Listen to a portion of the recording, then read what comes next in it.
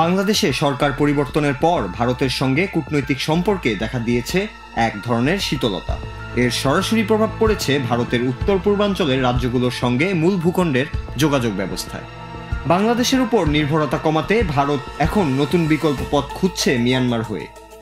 এরই অংশ হিসেবে ভারত শিলং থেকে আসামের শিলচর পর্যন্ত 166 কিলোমিটার দীর্ঘ 4 লেনের একটি মহাসড়ক নির্মাণের পরিকল্পনা নিয়েছে।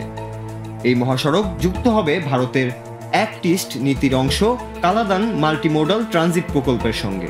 এই প্রকল্পের মাধ্যমে ভারতীয় পূর্বাঞ্চলীয় রাজ্যগুলো যেমন মিজোরাম, ত্রিপুরা, মণিপুর সরাসরি যুক্ত হবে কলকাতা ও বিশাখাপত্তনম সমুদ্র বন্দরের সঙ্গে, বাংলাদেশকে বাইপাস করে। ভারতের কর্মকর্তারা বলছেন, এই প্রকল্প শুধু একটি যোগাযোগ পথ নয়, বরং এটি একটি কৌশলগত পদক্ষেপ। কারণ বাংলাদেশের ভেতর দিয়ে সমুদ্র পথে প্রবেশাধিকার সীমিত হওয়ায় ভারত তাদের বিকল্প পরিকল্পনায় গুরুত্ব দিচ্ছে। নতুন সড়ক নির্মাণে থাকছে অত্যাধুনিক প্রযুক্তি, যা ভূমিধস ও জটিল পাহাড়ি এলাকায় নিরাপদ চলাচল নিশ্চিত করবে। প্রকল্পে থাকছে 19টি বড় সেতু, 326টি কালভার্ট এবং প্রায় 60টির মতো আন্ডার ওভারপাস। ভারতের কেন্দ্রীয় সরকার গত 30 এপ্রিল এই প্রকল্পের অনুমোদন দিয়েছে, যার সম্ভাব্য ব্যয় প্রায় 23,000 কোটি রুপি। সড়কটি চালু হলে শিলং থেকে শিলচরের যাত্রাপথে সময় কমে আসবে 8.5 ঘন্টা থেকে মাত্র 5 ঘন্টায়। এদিকে বাংলাদেশে চলমান রাজনৈতিক অস্থিরতার কারণে ভারতের অর্থায়নে পরিচালিত একাধিক রেল প্রকল্প থমকে গেছে।